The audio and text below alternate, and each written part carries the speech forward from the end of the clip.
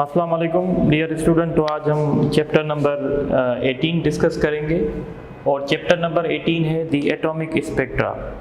सबसे पहले हम ये समझते हैं कि एटॉमिक स्पेक्ट्रा क्या है। तो एटॉमिक स्पेक्ट्रा फिज़िक्स की वो ब्रांच है जिसमें हम इन्वेस्टिगेट करते हैं कि ये एटम किस वेवलेंथ की लाइट को इमिट कर रहा है और कितनी इंटेंसिटी है उस लाइट की। So the study about investigation of wavelength and intensities of electromagnetic radiation emitted or absorbed by atoms। ठीक है, तो ये एटॉमिक स्पेक्ट्रा की डेफिनेशन है जो पास पेपर में भी आ चुकी है। अब आप समझते हैं, जैसे हमें पता है कि दो तरह के स्पेक्ट्रम्स होते हैं, एक होता है इमिशन स्पेक्ट्रा, एक होता है absorption spectra.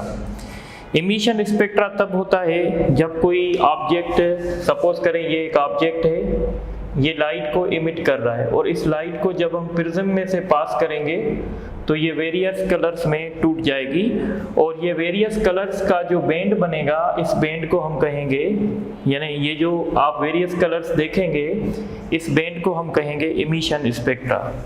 So when an object emits light and allows to pass through the prism, it disperses into various wavelength and this is known as the emission spectra।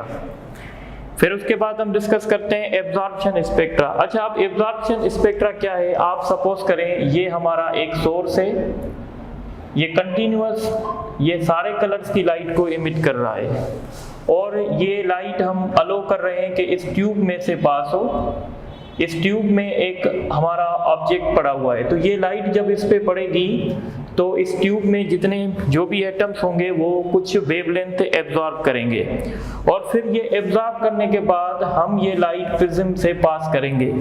तो जब हम ये लाइट प्रिज्म में से पास करेंगे, सपोज करें अगर इसके पास रेड कलर की लाइट भी थी, ब्लू कलर की लाइट भी थी, सपोज करें अगर इसने रेड कलर की लाइट एब्जॉर्ब की तो बाकी ब्लू कलर की लाइट हमें इस स्पेक्ट्रम में नजर आएगी। यानी एब्जॉर्प्शन स्पेक्ट्रम में हमें वो कलर्स मिलेंगे जो हमारे ऑब्जेक्ट ने एब्जॉर्ब नहीं किए होंगे, जो एब्जॉर्ब किए होंगे वो वहाँ पे शो नहीं होंगे।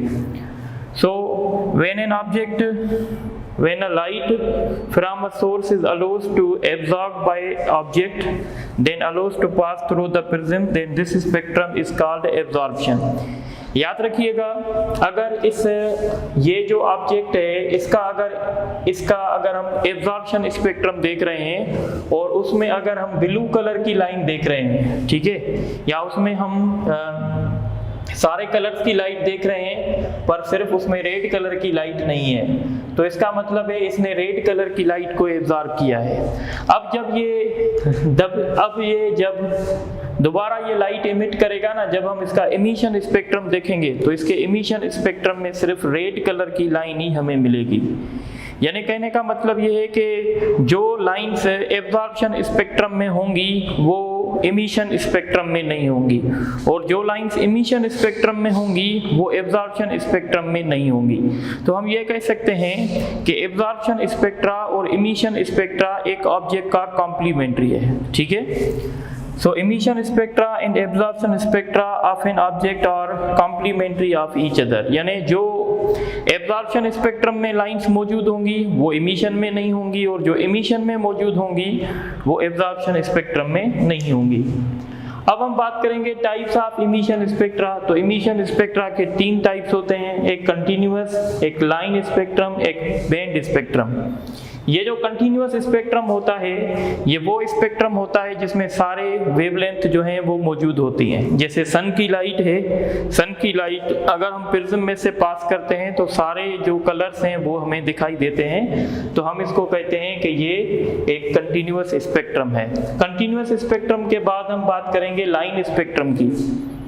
तो लाइन स्पेक्ट्रम क्या होता है? तो लाइन स्पेक्ट्रम वो स्पेक्ट्रम होता है जिसमें कुछ कलर्स होते हैं और कुछ कलर्स नहीं होते, यानी कुछ वेवलेंथ मौजूद होती हैं और कुछ वेवलेंथ की जगह पे डार्क लाइंस होती हैं, तो हम उसको कहते हैं लाइन स्पेक्ट्रम। जैसे अगर आप बात करें जो एटम्स लाइट इमिट करते हैं वो हमेशा लाइन स्पेक्ट्रम होता है। जैसे अगर हम बात करें जैसे हमारे पास सोडियम एटम है, तो सोडियम एटम जब लाइट इमिट करता है तो उसमें सिर्फ येलो कलर्स की लाइंस आती हैं, बाकी किसी भी कलर की लाइंस नहीं आती, तो हम कहते हैं कि ये इसका लाइन स्पेक्ट्रम है। उसके बाद होता है बैंड स्पेक्ट्रम।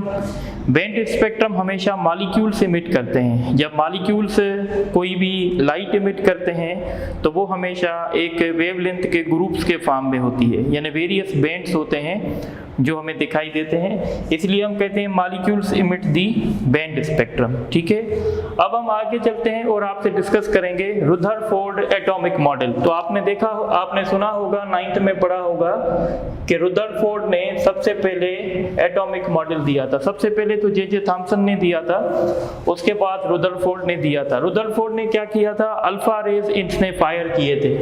तो इसने देखा था कुछ अल्फा रेज जो हैं बाउंस बैक हुए, कुछ अल्फा रेज एंगल पे डेविएट हो गए और कुछ अल्फा रेज सीधे चले गए।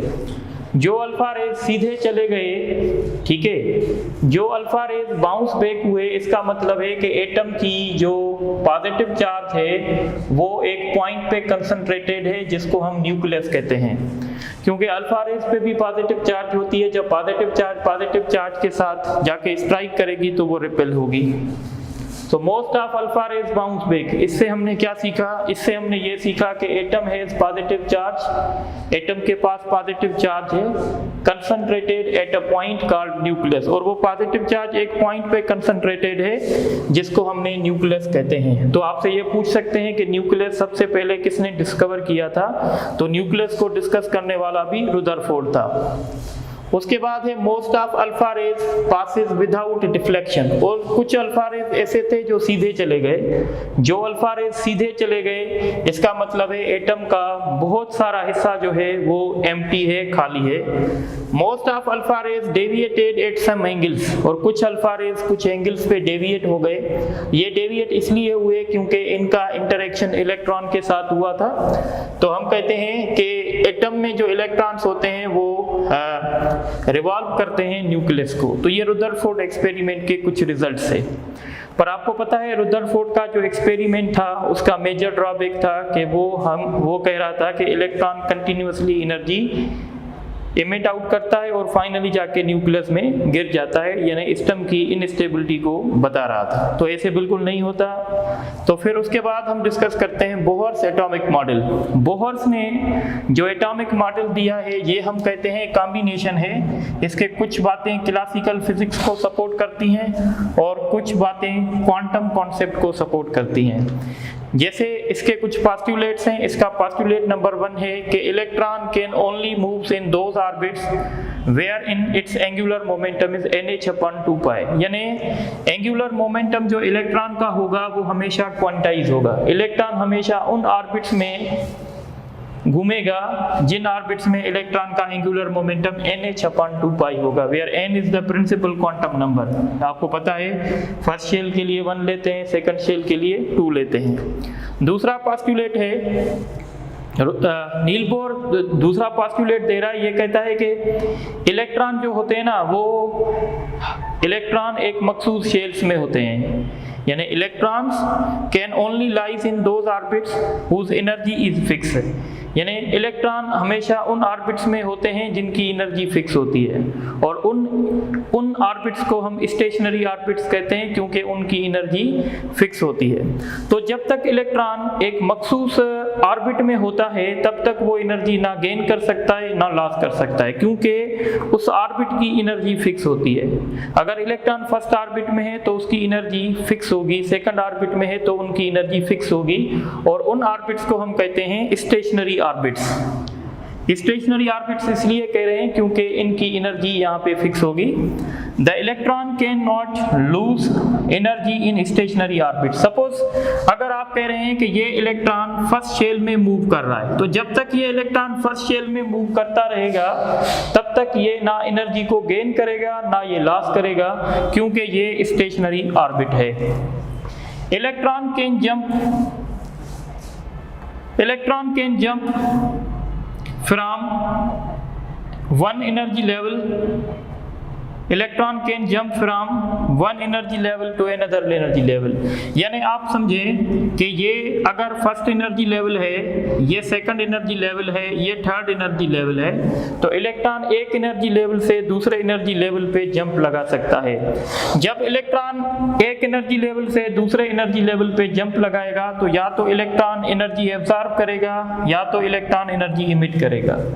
अब हमें पता कैसे चलेगा कि इलेक्ट्रॉन एनर्जी एब्जॉर्ब करेगा या इमिट करेगा? तो हम देखेंगे अगर वो हायर एनर्जी लेवल से लोअर एनर्जी लेवल पे जंप लगाएगा तो हायर एनर्जी लेवल, जब हायर एनर्जी लेवल से वो जंप लगाएगा लोअर एनर्जी लेवल, तो हम कहेंगे इसने जब वो लोअर एनर्जी लेवल से जंप लगाएगा हाई एनर्जी लेवल, तो हम कहेंगे इलेक्ट्रॉन ने एनर्जी को एब्जॉर्ब किया है। इसका मतलब है कि इनिशियल जो एनर्जी थी, जो इनिशियल एनर्जी इलेक्ट्रॉन की थी वो कम थी और फाइनल एनर्जी इलेक्ट्रॉन की ज़्यादा हो गई, तो हम कहेंगे इलेक्ट्रॉन ने एनर्जी एब्जॉर्ब की है। तो इलेक्ट्रॉन जब एनर्जी को एब्जॉर्ब करता है तो वो लोअर एनर्जी लेवल से जंप लगाता है हायर एनर्जी लेवल पे। तो मैंने लिखा है if EF is greater than EI, तो इसका मतलब है एनर्जी एब्जॉर्ब हुई है। पर जब इलेक्ट्रॉन हायर एनर्जी लेवल से जंप लगाता है लोअर एनर्जी लेवल, इसका मतलब है इलेक्ट्रॉन ने एनर्जी इमिट की है। मतलब अगर इलेक्ट्रॉन 2 से 1 पे जंप लगाएगा तो 2 पे इलेक्ट्रॉन की एनर्जी ज़्यादा होगी और 1 पे इलेक्ट्रॉन की एनर्जी कम होगी। इसका मतलब है इलेक्ट्रॉन ने एनर्जी लॉस की है। यानी इलेक्ट्रॉन जब एनर्जी लॉस करेगा तो फाइनल ऑर्बिट में एनर्जी जो होगी वो कम होगी और इनिशियल ऑर्बिट में वो एनर्जी ज़्यादा होगी। सिंपल वर्ड्स में हम कह सकते हैं कि जब इलेक्ट्रॉन हायर एनर्जी लेवल से लोअर एनर्जी लेवल पे जंप लगाता है तो वो एनर्जी को इमिट करता है, पर जब लोअर एनर्जी लेवल से वो हायर एनर्जी लेवल पे जाता है तो वो एनर्जी को एब्जॉर्ब करता है। तो आप ये लिखें, आप ये नोट करें, तो फिर हम आगे कुछ और टॉपिक डिस्कस। अच्छा, अब हम कुछ डेरिवेशंस आपसे डिस्कस करेंगे। डेरिवेशन तो हम नहीं करेंगे, सिर्फ लास्ट के रिजल्ट्स आपसे डिस्कस करेंगे।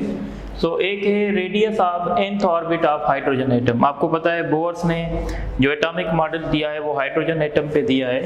तो हाइड्रोजन एटम का अगर आप किसी भी ऑर्बिट का रेडियस फाइंड करना चाहेंगे तो उसका फार्मूला होगा 4πε0 h कट। ये जो h कट होता है ना, ये h/2π के बराबर होता है। तो 4πε0 h cut square upon me square multiplied by n square. n square का मतलब है कि आप कौन से ऑर्बिट का फाइंड करना चाहते हैं। तो ये जो पूरा है ना, ये पूरा कांस्टेंट है और अगर आप इस कांस्टेंट का वैल्यू निकालेंगे तो आपका रिजल्ट आएगा 0.53 एंगस्ट्रॉम।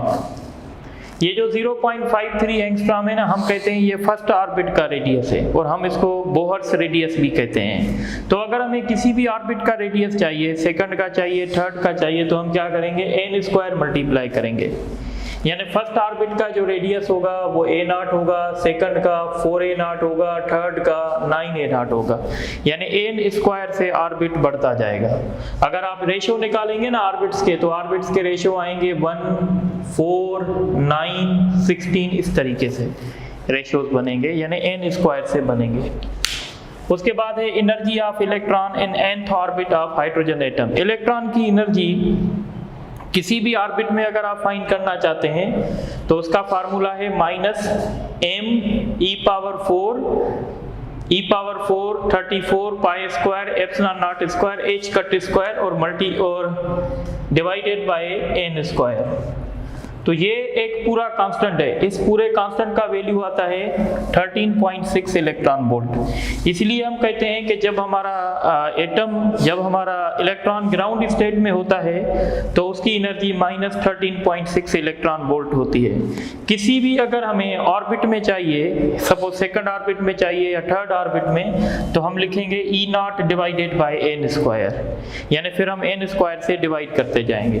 अगर आप फर्स्ट ऑर्बिट की एनर्जी देखेंगे तो फर्स्ट ऑर्बिट की एनर्जी होगी -13.6 इलेक्ट्रॉन वोल्ट। यानी हाइड्रोजन एटम का इलेक्ट्रॉन जब फर्स्ट ऑर्बिट में होगा तो उसकी एनर्जी होगी -13.6। माइनस जो है ना, ये शो कर रहा है कि आपका इलेक्ट्रॉन जो है वो एटम के साथ बाउंड है। यानी फर्स्ट में होगा तो इसकी एनर्जी होगी -13.6 इलेक्ट्रॉन वोल्ट। अगर सेकंड में होगा, यानी अगर ये फर्स्ट है, अगर सेकंड में आ जाएगा तो इसकी एनर्जी हो जाएगी -13.6 डिवाइडेड बाय 4 स्क्वायर, तो ये होगा -3.6। देखें ये एनर्जी नेगेटिव में है, इसका मतलब है जितना नेगेटिव नंबर होता है जितना नेगेटिव नंबर बड़ा होता है उतना वो हकीकत में छोटा होता है। तो इसका मतलब है इलेक्ट्रॉन की एनर्जी फर्स्ट ऑर्बिट में कम है, सेकंड ऑर्बिट में ज्यादा है।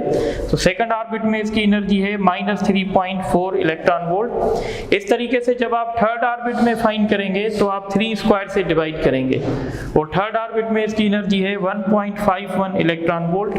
और अगर आप फोर्थ ऑर्बिट में फाइंड करेंगे तो इसकी एनर्जी है -13.6 डिवाइडेड बाय 4 स्क्वायर, यानी इसकी एनर्जी अब होगी -0.85 इलेक्ट्रॉन वोल्ट।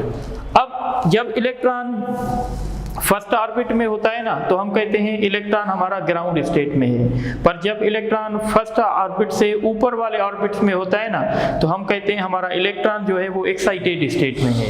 यानी इलेक्ट्रॉन जब सेकंड ऑर्बिट में हो, थर्ड ऑर्बिट में हो या फोर्थ ऑर्बिट में हो तो हम कहेंगे हमारा इलेक्ट्रॉन जो है वो एक्साइटेड हो गया है। एक्साइटेशन स्टेट टेम्पररी स्टेट होती है, थोड़ी देर के बाद वापस इलेक्ट्रॉन ग्राउंड स्टेट पे आ जाता है। तो जब इलेक्ट्रॉन सेकंड ऑर्बिट पे होगा ना तो हम कहेंगे ये फर्स्ट एक्साइटेशन स्टेट है, और जब इलेक्ट्रॉन थर्ड ऑर्बिट में होगा तो ये कहेंगे सेकंड एक्साइटेशन स्टेट है, और जब इलेक्ट्रॉन थर्ड ऑर्बिट में होगा, फोर्थ ऑर्बिट में होगा तो हम कहेंगे ये थर्ड एक्साइटेशन स्टेट है। यानी जब ग्राउंड स्टेट पे होगा तो उसको ग्राउंड स्टेट कहेंगे, जब सेकंड शेल में होगा तो फर्स्ट एक्साइटेशन स्टेट होगी, जब थर्ड शेल में होगा सेकंड एक्साइटेशन होगी, इस तरीके से। अब यहाँ पे ये जो मैंने एनर्जी का डायग्राम बनाया है ये समझ लें। जब इलेक्ट्रॉन फर्स्ट ऑर्बिट में था तो इसकी एनर्जी थी -13.6 इलेक्ट्रॉन वोल्ट। जब इलेक्ट्रॉन सेकंड ऑर्बिट में था तो उसकी एनर्जी हो गई -3.4 इलेक्ट्रॉन वोल्ट, और जब वो थर्ड में था तो उसकी एनर्जी हो गई -1.51। जब फोर्थ में है तो उसकी एनर्जी हो गई -0.58। यानी इलेक्ट्रॉन अगर किसी भी ऑर्बिट में होगा उसकी एनर्जी नेगेटिव होगी। नेगेटिव एनर्जी ये शो करती है कि इलेक्ट्रॉन न्यूक्लियस के साथ बाउंड है, यानी न्यूक्लियस इलेक्ट्रॉन पे फोर्स लगा रहा है। एक बात याद रखें, जब n = हो जाएगा, जब हम बहुत ज्यादा ऊपर चले जाएंगे n = तो वहां पे इलेक्ट्रॉन की एनर्जी 0 हो जाएगी। जब इलेक्ट्रॉन की एनर्जी 0 हो जाएगी तो हम कहेंगे अब ये इलेक्ट्रॉन हमारे एटम का हिस्सा नहीं रहा है, और हम अपने एटम को कहेंगे कि वो आयोनाइज हो गया है। यानी आयोनाइजेशन एक प्रोसेस होता है जिसमें से हम इलेक्ट्रॉन को फर्स्ट शेल से उठाकर n = तक ले जाते हैं। जब हम किसी भी इलेक्ट्रॉन को फर्स्ट शेल से मूव करवाकर n = तक ले जाएंगे तो हम कहेंगे हमने एटम को आयोनाइज कर दिया है, यानी हमने एटम का इलेक्ट्रॉन डिसएंगेज कर दिया है। ठीक है, पर अगर हम इलेक्ट्रॉन को फर्स्ट एनर्जी लेवल से दूसरे एनर्जी लेवल में मूव करवाते हैं, या थर्ड में मूव करवाते हैं, या फोर्थ में मूव करवाते हैं, तो इसका मतलब है हम इलेक्ट्रॉन को एक्साइट कर रहे हैं। तो एक्साइटेशन एक ऐसा प्रोसेस होता है जिसमें हम इलेक्ट्रॉन को फर्स्ट ऑर्बिट से उठा के सेकंड ऑर्बिट में रखते हैं, थर्ड में रखते हैं, या फोर्थ या किसी भी हायर एनर्जी लेवल में हम रख सकते हैं। सो इलेक्ट्रॉन को जब हम ग्राउंड स्टेट से हायर एनर्जी लेवल पे लेके जाते हैं तो इसको कहते हैं एक्साइटेशन। पर जब हम इलेक्ट्रॉन को फर्स्ट ग्राउंड स्टेट से लेके जाते हैं और n = तक लेके जाते हैं तो फिर इस प्रोसेस को कहते हैं आयोनाइजेशन। जैसे मैंने यहाँ लिखा है, एक्साइटेशन क्या है? It is a process to move the electron from ground state to higher energy states. ठीक है, and what is ionization? It is a process to move the electron from atom. It is the process to move, या ऐसे समझे, it is the process to remove the electron from the atom। अगर हम किसी atom से electron को remove कर रहे हैं तो हम उसको आयोनाइज कहेंगे। सिंपल मतलब यह है कि हम n = 1 से ले गए और उसको n = तक ले गए, तो ये हम कहेंगे आयोनाइजेशन। ठीक है, अब एक्साइटेशन करने के और आयोनाइजेशन करने के मेथड्स होते हैं। हम एक्साइटेशन देखें, अगर हमें एक्साइटेशन करना है, अगर हमें जो है एक्साइटेशन करना है, तो एक्साइटेशन में हम क्या करेंगे, जो हमारा ग्राउंड स्टेट पे इलेक्ट्रॉन पड़ा होगा इसको हम एनर्जी देंगे। जब ग्राउंड स्टेट पे इलेक्ट्रॉन पड़ा होगा, जब हम इसको एनर्जी देंगे तो वो एनर्जी को एब्जॉर्ब करके सेकंड एनर्जी लेवल पे भी जा सकता है, थर्ड एनर्जी लेवल पे भी जा सकता है, फोर्थ पे भी जा सकता है। अगर हम सपोज करें फर्स्ट एक्साइटेशन एनर्जी फाइंड करना चाहते हैं, फर्स्ट एक्साइटेशन एनर्जी का मतलब होता है कि हम जो अपने इलेक्ट्रॉन को हैं ग्राउंड से लेकर फर्स्ट एक्साइटेशन एनर्जी में ले जाते हैं, यानी फर्स्ट एक्साइटेशन स्टेट में लेके जाना चाहते हैं, तो हम क्या करेंगे, इन दो एनर्जी का डिफरेंस निकालेंगे। तो इन दो एनर्जी का जब हम डिफरेंस निकालेंगे तो वो आएगा 10.2 इलेक्ट्रॉन वोल्ट। तो ये जो 10.2 इलेक्ट्रॉन वोल्ट है इसको कहते हैं first excitation energy. First excitation से मुराद है कि हम अपने इलेक्ट्रॉन को ग्राउंड स्टेट से ले जाएंगे और यानी हम फर्स्ट एनर्जी लेवल से ले जाएंगे सेकंड एनर्जी लेवल तक। तो इस दौरान जो हमें एनर्जी देनी पड़ेगी वो 10.2 इलेक्ट्रॉन वोल्ट देनी पड़ेगी। इस तरीके से अगर हम सेकंड एक्साइटेशन एनर्जी फाइंड करना चाहते हैं तो सेकंड एक्साइटेशन एनर्जी का मतलब होता है कि हम इलेक्ट्रॉन को n=1 से ले जाएंगे n=3 तक। सो सेकंड एक्साइटेशन एनर्जी हम कैसे फाइंड करेंगे, हम इन दो एनर्जी का डिफरेंस निकालेंगे। तो जब हम इन दो एनर्जी का डिफरेंस निकालेंगे तो ये डिफरेंस आएगा हमारे पास 12.09 इलेक्ट्रॉन वोल्ट। पर जब हम थर्ड एक्साइटेशन एनर्जी निकालना चाहते हैं तो थर्ड एक्साइटेशन एनर्जी का मतलब है कि हम n=1 से लेकर n=4 तक ले जाएंगे। और अगर आप फोर्थ शेल में देखें तो एनर्जी ये है, फर्स्ट शेल में ये है, तो इन दोनों का हम डिफरेंस निकालेंगे तो ये आएगा 12.75 इलेक्ट्रॉन वोल्ट। तो इस तरीके से हम एक्साइटेशन एनर्जी निकाल सकते हैं, first excitation energy, second excitation energy और थर्ड एक्साइटेशन एनर्जी। एक बात आप और भी याद रखें, देखें पहले वाले जो एनर्जी लेवल्स हैं उनके बीच में गैप ज्यादा है, पर आगे जैसे ही हम बढ़ते जाएंगे एनर्जी लेवल्स के बीच में गैप भी कम होता जाएगा। यानी पहले अगर आप इन दो में डिफरेंस देखें ज्यादा है, इन दो में डिफरेंस देखें कम है, फिर इनमें देखें और कम है, तो बाकी के ऊपर वाले जो एनर्जी लेवल्स हैं वो आपस में क्लोज होते जाते हैं। तो ये भी आपको ऑब्जर्व करना है। मेरी बात आप लोगों को समझ में आनी चाहिए। अब ये हम डिस्कस करेंगे कि अब एक और इम्पॉर्टेंट बात हो सकती है। देखें अगर मैं कहता हूं कि एक इलेक्ट्रॉन है जो ग्राउंड स्टेट पे था, अगर उस इलेक्ट्रॉन को 11 इलेक्ट्रॉन वोल्ट का फोटॉन मिलेगा, क्या वो इलेक्ट्रॉन 11 इलेक्ट्रॉन वोल्ट का फोटॉन एब्जॉर्ब करेगा? तो याद रखिएगा, इलेक्ट्रॉन वो फोटॉन एब्जॉर्ब कर सकता है जो इन दो एनर्जी लेवल्स का डिफरेंस हो, या इन दो एनर्जी लेवल्स का डिफरेंस हो, या इन दो एनर्जी लेवल्स का डिफरेंस हो। मतलब आपका इलेक्ट्रॉन 10.2 इलेक्ट्रॉन वोल्ट का फोटॉन एब्जॉर्ब कर सकता है, 12.09 का कर सकता है, 12.75 इलेक्ट्रॉन वोल्ट का कर सकता है। पर जैसे कि मैं कह रहा हूं क्या इलेक्ट्रॉन 11 इलेक्ट्रॉन वोल्ट वाला फोटॉन एब्जॉर्ब कर सकता है? तो इसका जवाब होगा ये नहीं करेगा। यानी 11 इलेक्ट्रॉन वोल्ट का फोटॉन जब इलेक्ट्रॉन पे इंसिडेंट होगा, इलेक्ट्रॉन उसको एब्जॉर्ब नहीं करेगा। इलेक्ट्रॉन हमेशा एक फिक्स्ड अमाउंट एनर्जी का एब्जॉर्ब करेगा, और वो फिक्स अमाउंट कितना होगा? 10.2 भी हो सकता है, 12.9 भी हो सकता है, 12.75 इलेक्ट्रॉन वोल्ट भी हो सकता है। मेरी बात आपको समझ में आनी चाहिए। अच्छा, अब ये जो हमारे पास मेथड्स होते हैं एक्साइटेशन करने के, या हम कहते हैं आयोनाइजेशन करने के, हमारे पास मेथड्स होते हैं। तो हम आयोनाइजेशन करने के लिए या एक्साइटेशन करने के लिए हमें इलेक्ट्रॉन को एनर्जी देनी है, और एनर्जी हम 3 तरीकों से दे सकते हैं। एक है थर्मल एक्साइटेशन। थर्मल एक्साइटेशन में हम क्या करते हैं कि हम अपने एटम को हीट करते हैं। जब हम हीट करते हैं तो टेम्परेचर की वजह से इलेक्ट्रॉन को एनर्जी मिल जाती है और वो ग्राउंड स्टेट से हायर एनर्जी स्टेट्स पे चले जाते हैं। या होता है फोटॉन एक्साइटेशन। फोटॉन एक्साइटेशन में हम क्या करते हैं, एटम्स के ऊपर लाइट इंसिडेंट करवाते हैं। जब हम एटम्स के ऊपर लाइट इंसिडेंट करवाते हैं तो वो उस फोटॉन को एब्जॉर्ब करके हायर एनर्जी लेवल्स पे चले जाते हैं। या होता है इलेक्ट्रिक एक्साइटेशन, या हम उसको इलेक्ट्रिक पोटेंशियल देते हैं, एक्सेलरेटिंग वोल्टेज देते हैं। जब हम उनको एक्सेलरेटिंग वोल्टेज देते हैं तो वो ग्राउंड स्टेट से हायर एनर्जी लेवल्स पे चले जाते हैं। तो यहाँ पे एक टर्म होती है जिसको हम डिफाइन करेंगे, एक होता है एक्साइटेशन पोटेंशियल। तो जैसे मैंने आपको बताया कि हम इलेक्ट्रिक एक्साइटेशन भी कर सकते हैं, तो हम कहते हैं एक्साइटेशन पोटेंशियल क्या है, तो हम कहते हैं the potential required to excite the electron from ground state to excitation state.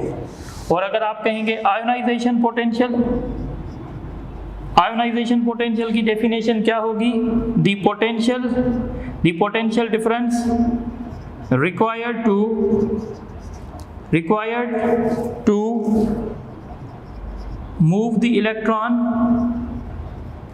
Electron from ground state to, या ऐसे कह सकते हैं the potential difference required to remove the electron from atom.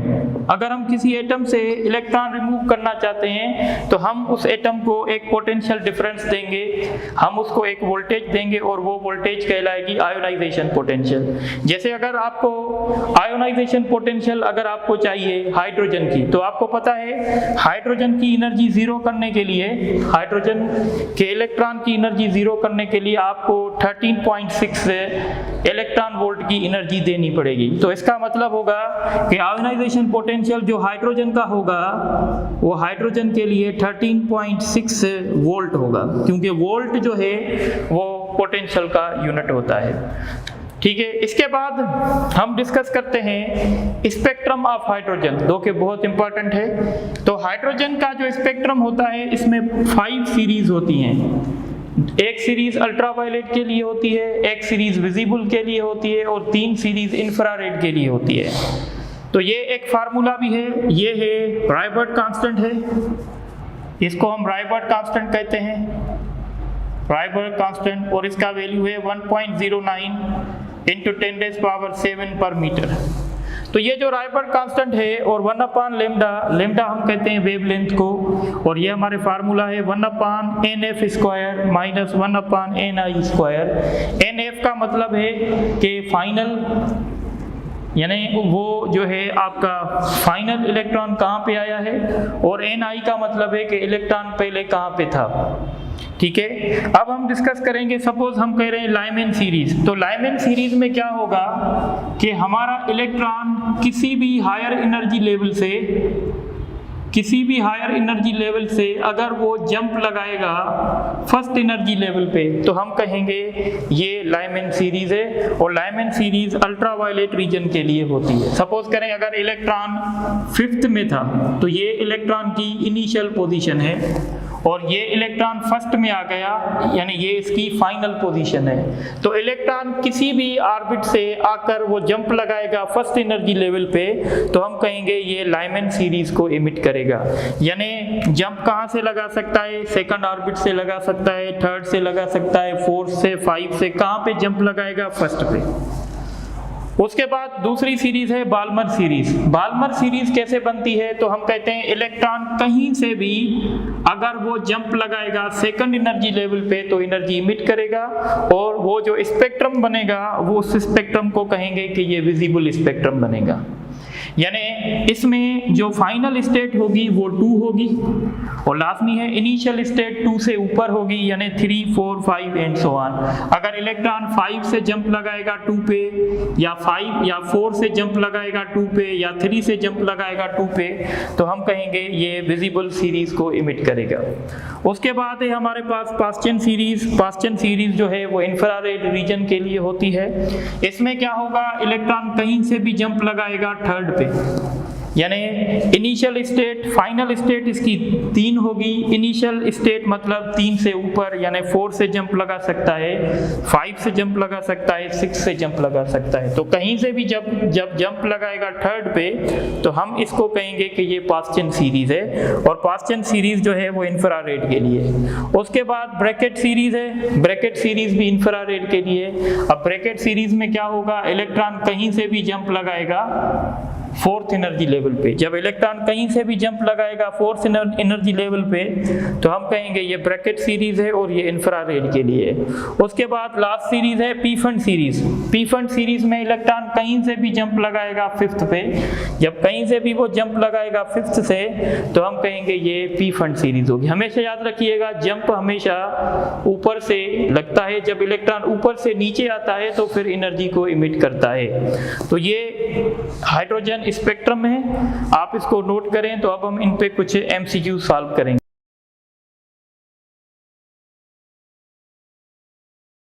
अच्छा, अब हम ये कुछ एमसीक्यूज डिस्कस करते हैं। तो एक एमसीक्यू से the electron can emit in energy only. तो इलेक्ट्रॉन तब एनर्जी इमिट करता है जब वो हायर एनर्जी लेवल से लोअर एनर्जी लेवल पे जंप लगाता है, when it jumps from higher energy level to lower. उसके बाद क्वेश्चन है the angular momentum of electron in stationary orbits.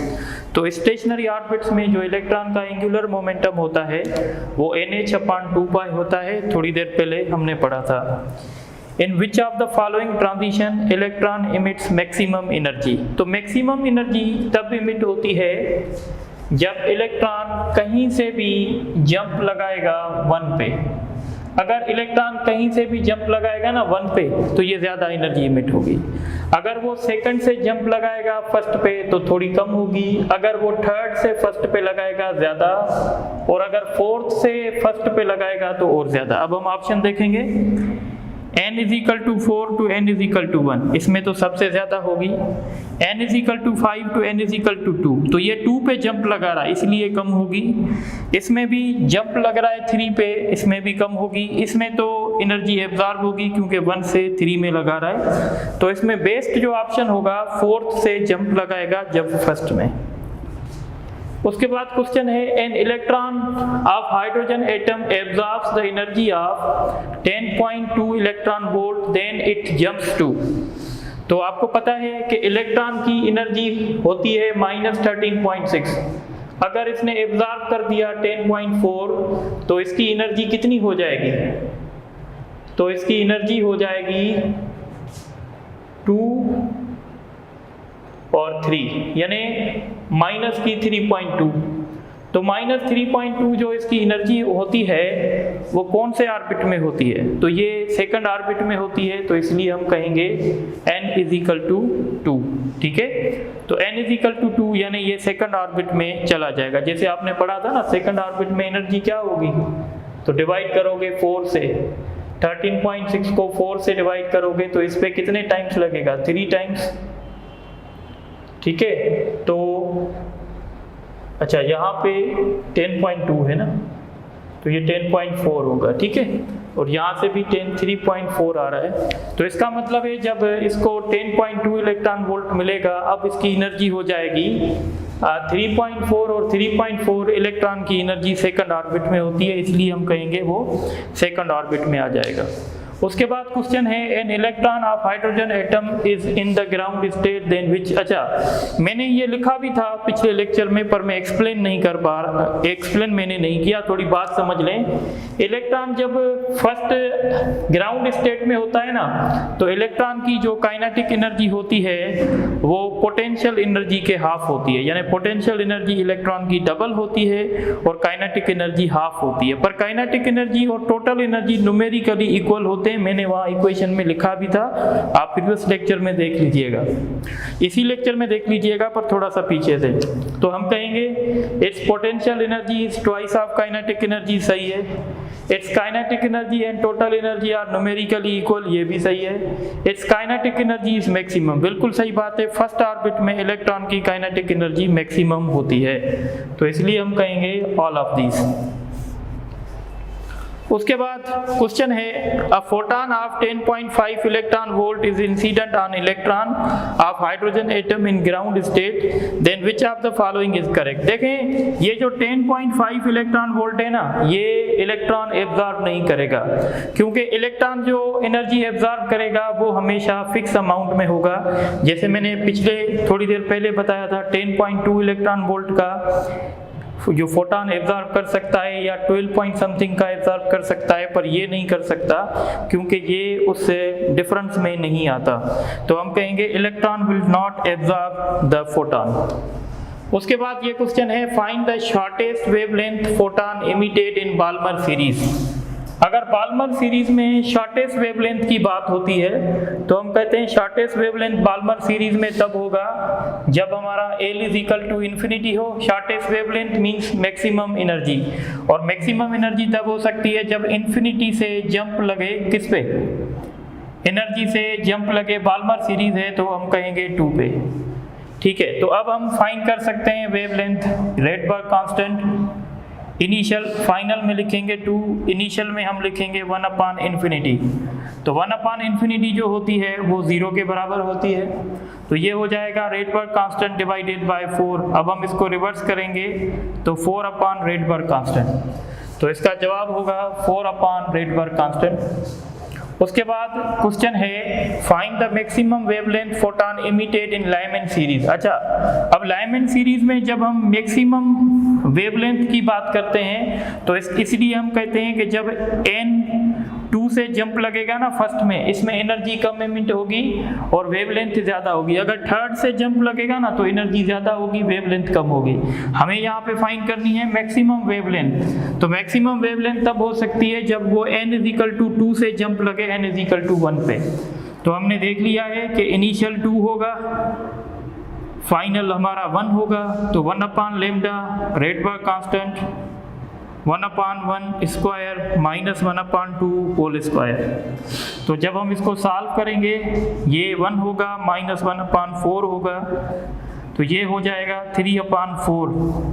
तो इसको रिवर्स करेंगे तो 4/3 रेडबर्ग कांस्टेंट। तो इसका ऑप्शन होगा, इसका ऑप्शन सी होगा। उसके बाद क्वेश्चन है if electron of hydrogen atom is in the 4th orbit. अगर इलेक्ट्रॉन हाइड्रोजन एटम का 4th ऑर्बिट में है then which series can not be emitted. देखें अगर वो 4th ऑर्बिट में है, यानी अगर वो 4th ऑर्बिट में है तो इसका मतलब है वो डायरेक्ट फर्स्ट पे जंप लगा सकता है, यानी ये लाइमैन सीरीज को इमिट कर सकता है, या वो थर्ड पे जंप लगा, सेकंड पे जंप लगा सकता है, यानी वो बाल्मर सीरीज को इमिट कर सकता है, और वो थर्ड पे जंप लगा सकता है, यानी वो पास्चन सीरीज को इमिट कर सकता है। तो कौन सी सीरीज इमिट नहीं होगी, तो हम कहेंगे ब्रैकेट सीरीज जो है वो इमिट नहीं होगी। ठीक है, उसके बाद क्वेश्चन है कि हाउ, ये क्वेश्चन थोड़ा सा कॉन्सेप्चुअल है, how many maximum lines can be emitted if electron is in the 4th orbit of hydrogen atom. अब देखें जब इलेक्ट्रॉन 4th ऑर्बिट में है तो हमारे पास एक शॉर्टकट फार्मूला है, हम कहेंगे ये फार्मूला आप यूज करें तो मैक्सिमम लाइंस आपको पता चलेंगी। अब कौन से ऑर्बिट में है, 4 माइनस 1 करेंगे डिवाइडेड बाय 2 करेंगे, 4 मल्टीप्लाइड बाय 3 डिवाइडेड बाय 2, तो हम कहेंगे ये 6 लाइंस को इमिट कर सकता है। वैसे अगर आप कहें 6 लाइंस कैसे, तो देखें इलेक्ट्रॉन सीधा इलेक्ट्रॉन कहाँ पे आ सकता है, फर्स्ट पे आ सकता है, तो ये एक लाइन हो गई, या इलेक्ट्रॉन आपका सीधा सेकंड पे आ सकता है, ये दूसरी लाइन हो गई, या इलेक्ट्रॉन 4th से 3rd में आ सकता है, ये 3 लाइंस। तो 3 लाइंस तब हुई जब ट्रांजिशन हुई 4 से। अब आपका इलेक्ट्रॉन क्या कर सकता है, तो हम कह सकते हैं कि वो 4 से उसने जंप लगाया 3 पे, अच्छा 3 से वो फिर जंप लगा सकता है कहाँ पे, फर्स्ट में, या वो 3 से वो जंप लगा सकता है 2 में। तो 2 सीरीज ये हो गई, 3 ये और 2 ये 5, या इलेक्ट्रॉन जंप लगा सकता है 2 से 1 में, तो ये 6 सीरीज हो गई। तो ये स्टडी थोड़ी सी कॉम्प्लिकेटेड होती है, इसलिए हमने शॉर्टकट फार्मूला बताया है, आप यहाँ से इसका रिजल्ट फाइंड कर सकते हैं। तो आप ये नोट करें, तो फिर आगे चलते हैं और डिस्कस करते हैं।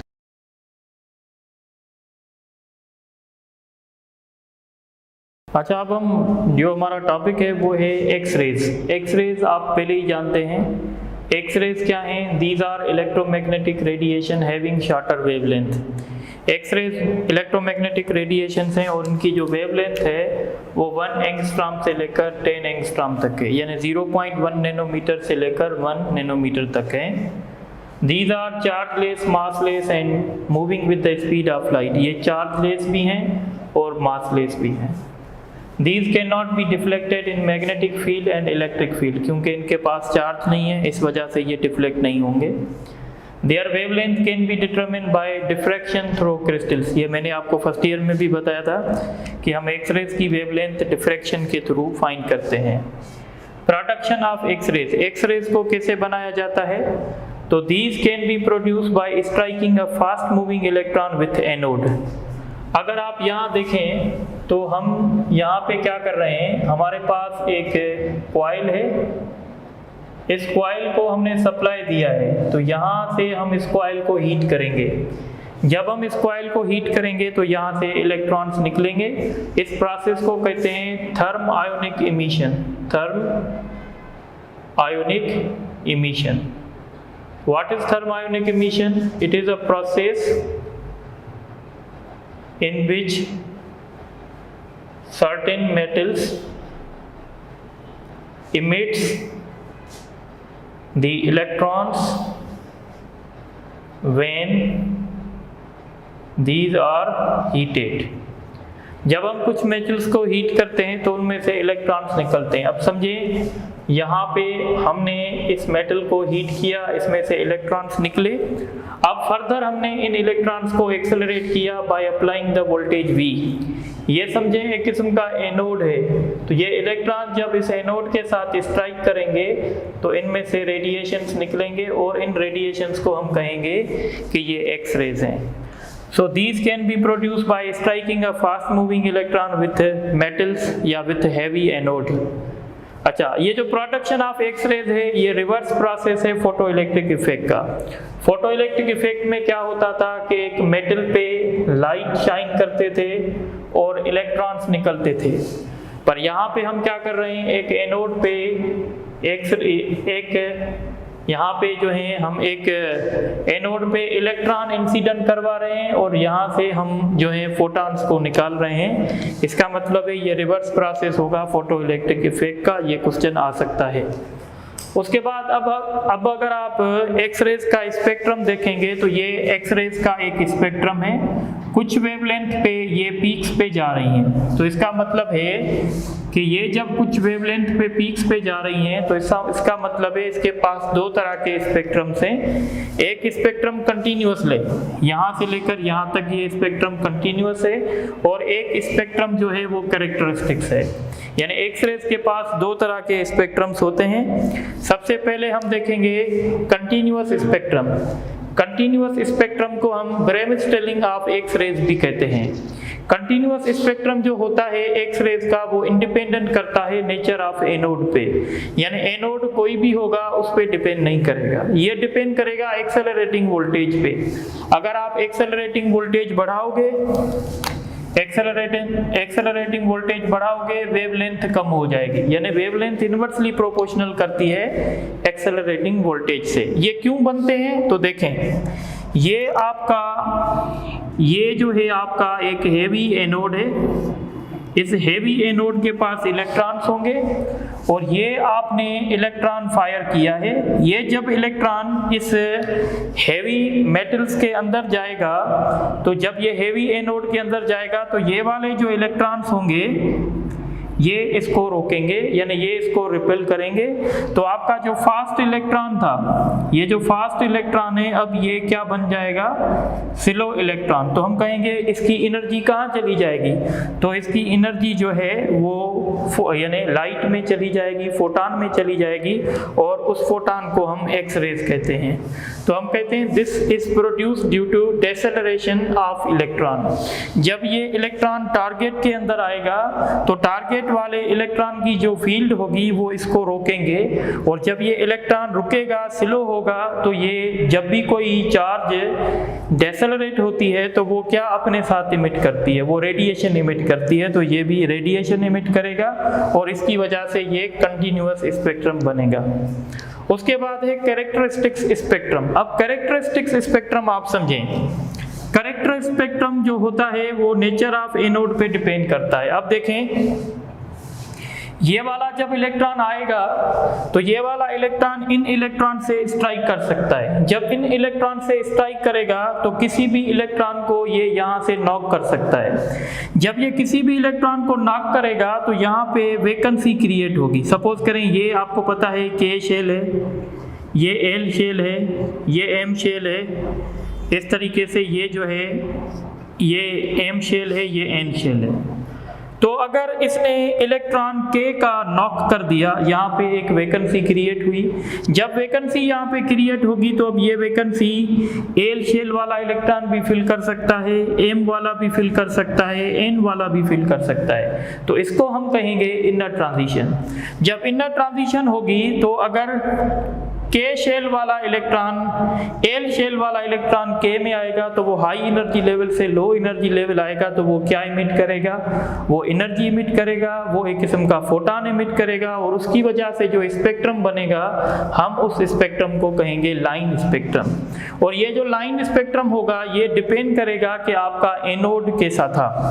तो मैंने लिखा है it depends upon the nature of anode, it is emitted due to the inner shell transition, inner transition of electron की inner transition। अब देखें यहाँ पे एक नोमेनक्लेचर है। अगर आपकी वैकेंसी K में क्रिएट हुई तो ये वैकेंसी L वाला इलेक्ट्रॉन फिल कर सकता है, M वाला भी कर सकता है, N वाला भी कर सकता है। अगर ये वैकेंसी L ने फिल की तो आप इसको कहेंगे K अल्फा सीरीज, और अगर ये वैकेंसी M ने फिल की तो आप इसको कहेंगे K बीटा सीरीज, और अगर N ने की तो ये K गामा सीरीज होगी। तो मैंने लिखा है K series, if vacancy created in K shell, if vacancy filled by L shell तो ये होगा K अल्फा, और अगर ये वैकेंसी फिल करेगा M शेल वाला इलेक्ट्रॉन तो हम इसको कहेंगे K बीटा। याद रखिएगा K बीटा मोर एनर्जेटिक होगी देन K अल्फा से, और K गामा जो है वो इन दोनों से ज्यादा एनर्जेटिक होगी। इस तरीके से L सीरीज भी हो सकती है। L सीरीज कैसे होगी, अब हम सपोज करते हैं वैकेंसी क्रिएट हुई है L में। जब L में वैकेंसी क्रिएट हुई है तो ये K वाला फिल नहीं कर सकता, ये इसके ऊपर वाले फिल करेंगे, यानी M फिल कर सकता है, N फिल कर सकता है। जब M फिल करेगा उस सीरीज को हम कहेंगे L अल्फा सीरीज, और अगर N करेगा उसको कहेंगे N बीटा सीरीज। इस तरीके से नोमेनक्लेचर चलता जाएगा। तो याद रखिएगा जो K सीरीज होती हैं वो L सीरीज से एनर्जेटिक होगी, ठीक है। पर अगर आपके पास K alpha, K beta, K gamma दिया जाए तो K गामा जो है वो सबसे ज्यादा एनर्जेटिक होगी। तो आप इसको नोट कर लें। तो फिर हम आगे लास्ट टॉपिक इस चैप्टर का करेंगे, वो है लेजर लाइट।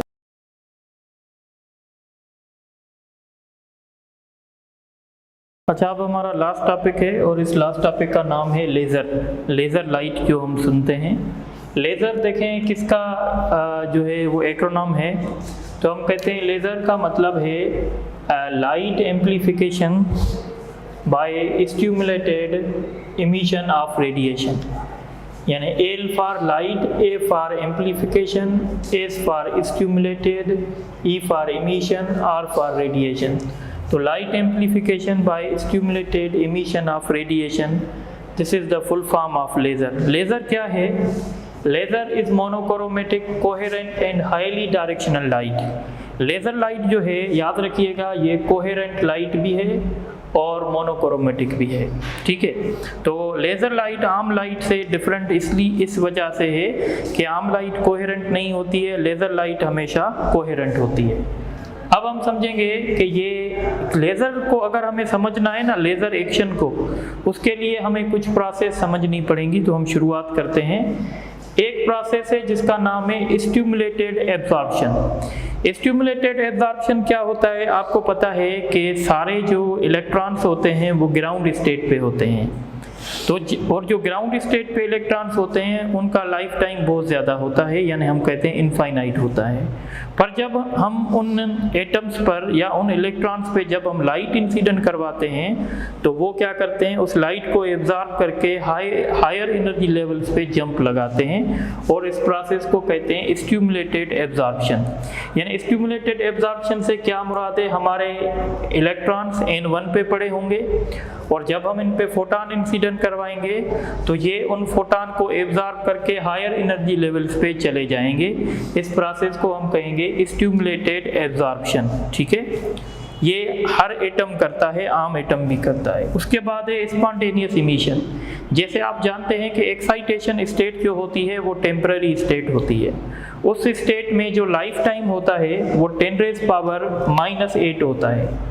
यानी कोई भी इलेक्ट्रॉन एक्साइटेशन स्टेट में 10⁻⁻8 सेकंड तक रह सकता है, उसके बाद उसको वापस आना होगा। जब इलेक्ट्रॉन हायर एनर्जी लेवल से लोअर एनर्जी लेवल पे आता है तो एक फोटॉन इमिट करता है और इस प्रोसेस को कहते हैं स्पॉन्टेनियस इमिशन। ये स्पॉन्टेनियस इमिशन हर लाइट करती है। ठीक है, पर जो लेज़र में जो स्पेशल बात है वो ये है कि हम बात करेंगे स्टिमुलेटेड इमिशन की। स्टिमुलेटेड इमिशन क्या होती है, तो आप इसको ऐसे समझ सकते हैं। स्टिमुलेटेड इमिशन को समझने के लिए आप समझें कि ये E2 है, ठीक है, और ये E1 है। ठीक है, अब ये जो एक एक्साइटेशन स्टेट है, ये एक ऐसी एक्साइटेशन स्टेट है जिसमें इलेक्ट्रॉन ज़्यादा टाइम के लिए रह सकता है, और जिस एक्साइटेशन स्टेट में इलेक्ट्रॉन ज़्यादा टाइम के लिए रहता है उसको मेटा स्टेबल स्टेट कहते हैं। और यहाँ पे इलेक्ट्रॉन जो है वो 10⁻⁻10 सेकंड तक रह सकता है। नॉर्मल जो एक्साइटेशन स्टेट्स होती हैं उसमें इलेक्ट्रॉन 10⁻⁻8 तक रह सकता है, पर जो मेटा स्टेबल स्टेट होती है उसमें इलेक्ट्रॉन 10⁻³ सेकंड तक रह सकता है। तो अब एक एटम था जो यहाँ एक्साइट यानी मेटा स्टेबल स्टेट में था, और आपने क्या किया कि इस एटम पे आपने एक फोटॉन इंसिडेंट करवाया और इस फोटॉन की जो एनर्जी थी वो E2 - E1 थी। तो ये फोटॉन जब ये इसके ऊपर इंसिडेंट होगा तो ये फोटॉन इसको फोर्स करेगा कि आप ग्राउंड स्टेट पे जंप लगाएं। तो जब ये एटम ग्राउंड स्टेट पे जंप लगाएगा तो ये एक फोटॉन इंसिडेंट करेगा। ये जो फोटॉन इंसिडेंट करेगा और ये जो फोटॉन इमिट करेगा और जो फोटॉन इस पे इंसिडेंट हुए थे ये दोनों फोटॉन फेज में होंगे। तो हम ये भी कह सकते हैं कि इस प्रोसेस के दौरान हमें 2 फोटॉन मिलने वाले हैं और वो जो 2 फोटॉन होंगे वो हमेशा आइडेंटिकल फेज में होंगे, यानी उसकी वजह से हमारी जो लाइट होगी वो कोहेरेंट होगी। फिर से सुने, मेटा स्टेबल स्टेट में हमारे एटम्स पड़े हुए थे और उन एटम्स पे एक फोटॉन ने स्ट्राइक किया और उस फोटॉन की एनर्जी तो थी वो E2 - E1 थी। ये फोटॉन जब इस इलेक्ट्रॉन पे पड़ेगा या इस एटम पे पड़ेगा तो इस फोटॉन की वजह से ये एटम नीचे ट्रांजिशन करेगा। तो जब ये एटम नीचे ट्रांजिशन करेगा तो हम कहेंगे ये फोटॉन इमिट करेगा, और ये जो फोटॉन इमिट करेगा वो इंसिडेंट फोटॉन से फेज में था। इसका मतलब है अब हमारे पास 2 फोटॉन आ जाएंगे और वो दोनों फोटॉन जो हैं वो आइडेंटिकल फेज में होंगे। ये प्रोसेस, इस प्रोसेस को हम कहते हैं स्टिमुलेटेड इमिशन। तो मैंने लिखा है there are certain excitation state where electron stay for longer time that is 10⁻³ this is known as metastable state. इस स्टेट को कहते हैं metastable state. In this process, यानी stimulated emission, in this process when electron in metastable state means E2, the photon of energy E2 - E1 incident on it, उस पे एक photon ने incident किया, and then electron will jump from E2 to E1 and emits a photon which is in phase with the incident photon। अच्छा, अब अगर आप इस प्रोसेस को यानी स्टिमुलेटेड इमिशन को जो कि लेजर एक्शन का सबसे बड़ा इंपॉर्टेंट प्रोसेस है। लेज़र एक्शन जो होता है वो सिर्फ और सिर्फ स्टिमुलेटेड इमिशन की वजह से होता है। तो अगर आप स्टिमुलेटेड इमिशन को डोमिनेंट रखना चाहते हैं तो उसके लिए आपके पास मेटा स्टेबल स्टेट में जो हैं एटम्स ज़्यादा होने चाहिए। नॉर्मली जो एटम्स ज़्यादा होते हैं वो ग्राउंड स्टेट में होते हैं, पर हम कहेंगे कि हम यहाँ पे यानी मेटा स्टेबल स्टेट में एटम्स ज़्यादा रखना चाहेंगे, तो हम इस प्रोसेस को कहते हैं पॉपुलेशन इन्वर्जन। पॉपुलेशन इन्वर्जन का मतलब है कि N2 में एटम्स ज़्यादा हैं एज कंपेयर टू N1। इस प्रोसेस को हम कहते हैं पॉपुलेशन इन्वर्जन। पॉपुलेशन इन्वर्जन का मतलब है more atoms are in state 2 as compare to ground state. तो मैंने लिखा है the more atoms in N2 as compare to atoms in N1, this is called the population inversion. और population inversion is the main source to dominate the stimulated emission. यानी अगर हम stimulated emission करना चाहते हैं तो हमारे पास E2 में एटम्स की क्वांटिटी ज़्यादा होनी चाहिए। अगर हमारे पास एटम्स की क्वांटिटी ज़्यादा नहीं होगी तो स्टिमुलेटेड इमिशन डोमिनेंट नहीं होगी, और जब स्टिमुलेटेड इमिशन डोमिनेंट नहीं होगी तो हमारा लेज़र एक्शन नहीं हो पाएगा। अब बात समझे। अब ये जो 2 फोटान हमें मिले, अब हम क्या करेंगे, इन 2 फोटान को ज़ाया होने नहीं देंगे।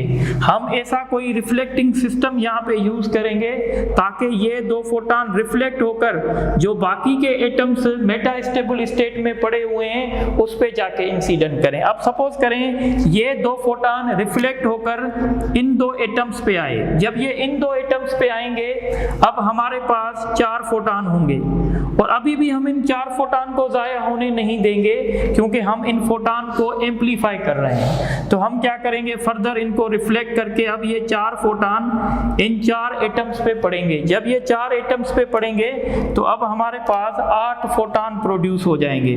तो इस तरीके से हमारे जो फोटान्स हैं वो एम्पलीफाई होंगे, और ये 8 के 8 जो फोटान्स हैं ये फेज में होंगे क्योंकि वो एक टाइम पे इमिट आउट हो रहे हैं। तो इसका मतलब है पहले हमें चाहिए पॉपुलेशन इन्वर्जन, क्योंकि अगर पॉपुलेशन इन्वर्जन नहीं होगी तो हमारे पास फोटान्स मल्टीप्लाई नहीं होंगे। फोटान को मल्टीप्लाई करने के लिए हमारे पास मेटा स्टेबल स्टेट में एटम ज़्यादा होना चाहिए। इसलिए हम कहते हैं कि लेज़र एक्शन अगर हम करना चाहते हैं तो हमारे लिए पॉपुलेशन इन्वर्जन जो है वो ज़रूरी है, और पॉपुलेशन इन्वर्जन के साथ हमारी जो फोटान्स हैं वो एम्पलीफाई भी होना चाहिए। इसलिए जब भी हम कोई लेज़र सिस्टम बनाएंगे तो उसमें रिफ्लेक्टिंग सिस्टम ज़रूर बनाएंगे ताकि हमारे फोटान रिफ्लेक्ट होते रहें, ताकि वो मल्टीप्लाई होते रहें। तो ये एक लेज़र एक्शन है। अब लेज़र एक्शन को आप ऐसे समझेंगे कि हमारे पास 3 स्टेजेस हैं। एक स्टेज है ग्राउंड स्टेट, एक है मेटा स्टेबल स्टेट, और एक है एक्साइटेशन स्टेट। ये एक्साइटेशन स्टेट यहाँ पे 10⁻⁻8 सेकंड के लिए रह सकता है, और यहाँ पे 10⁻³ सेकंड के लिए रह सकता है, और ये ग्राउंड स्टेट है। शुरुआत में क्या होगा, हमारे सारे एटम्स जो हैं वो ग्राउंड स्टेट में होंगे।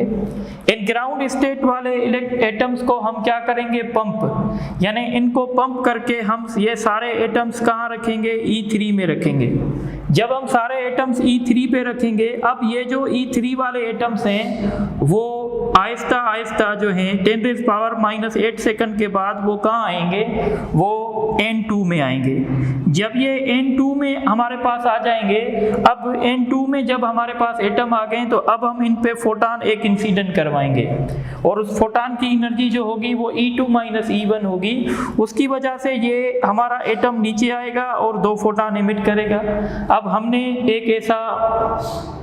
हमें अब ऐसा जो है यानी रिफ्लेक्टिंग सिस्टम बनाना है ताकि ये 2 फोटान फर्दर इन 2 एटम्स पे इंसिडेंट हो और हमारे पास 4 फोटान बन जाएं। फिर ये 4 फोटान फर्दर एटम के साथ इंटरेक्ट करके 8 फोटान बनाएं। इस तरीके से हमारा लेज़र एक्शन होगा। तो ये जो लेज़र मैंने आपसे डिस्कस किया ये 3 स्टेज लेज़र था। अब हम बात करते हैं प्रैक्टिकल लेज़र्स की। तो प्रैक्टिकल जो लेज़र हमारे पास होता है वो रूबी लेज़र है। रूबी लेज़र एक सॉलिड लेज़र है। लेज़र लिक्विड में भी हो सकता है, गैसेस में भी हो सकता है। ये रूबी लेज़र है, ये एक किस्म का सॉलिड लेज़र है। रूबी क्या है, तो it is the crystal of Al2O3, यानी अल्युमिनियम ऑक्साइड का ये क्रिस्टल है। इसके हम कुछ एटम्स क्रोमियम से रिप्लेस कर देते हैं ताकि हमें जो है वो कलरफुल लाइट मिले। अच्छा, इट कंसिस्ट, और ये इसकी कंस्ट्रक्शन देखेंगे तो ये हमारे पास एक रूबी रॉड है और इस पे हमने दो मिरर्स लगाए हैं। एक मिरर जो है वो कंप्लीटली पॉलिश्ड है और दूसरा मिरर जो है वो पार्शियली पॉलिश्ड है, ठीक है। और यहाँ पे हमने एक हेलिकल फ्लैश लैंप लगाई है। ये हेलिकल फ्लैश लैंप इसलिए लगाई है ताकि पॉपुलेशन हो सके।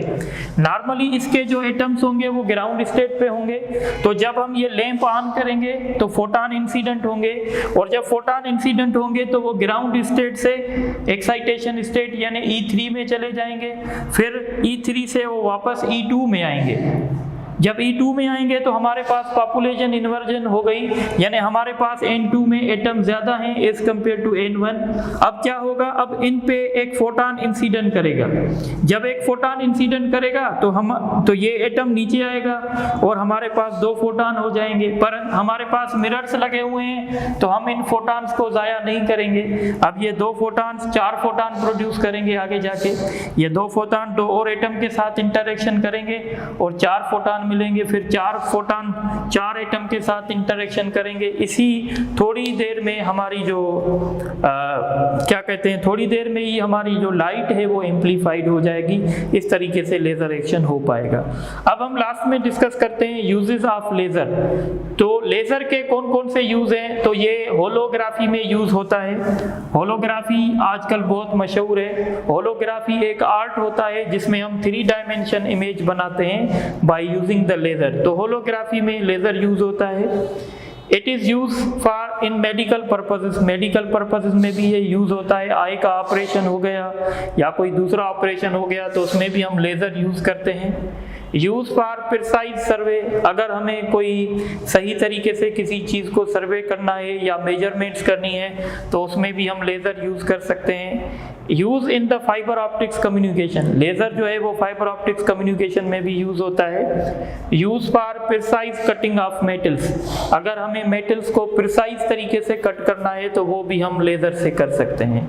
सो this is the end of chapter number 18। मैंने अपनी पूरी एफर्ट्स लगाई हैं आपको समझाने में। अब आप इनको खुद अच्छे तरीके से देखें और लास्ट में हम 2-3 MCQs आपसे डिस्कस करेंगे। आप ये नोट कर लें तो फिर मैं MCQs करवाता हूँ।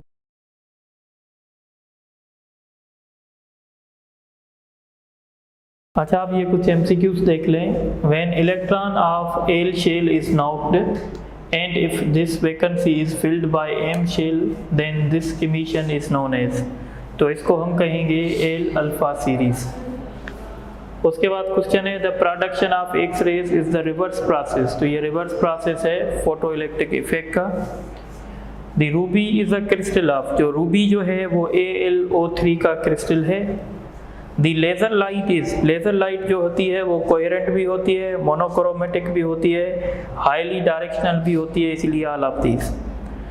दी more electrons in higher energy level as compare to electron in ground state is called, तो इसको कहते हैं population inversion. The laser light is coherent due to, तो लेज़र लाइट कोहेरेंट क्यों होती है, क्योंकि इसमें स्टिमुलेटेड इमिशन होती है। और लास्ट क्वेश्चन है in laser action the amplification is performed by, तो एम्प्लीफिकेशन मिरर्स की मदद से होती है। So this is the end of chapter number 18। इंशाल्लाह नेक्स्ट लेक्चर में हम कोई और चैप्टर डिस्कस करेंगे। Thank you very much.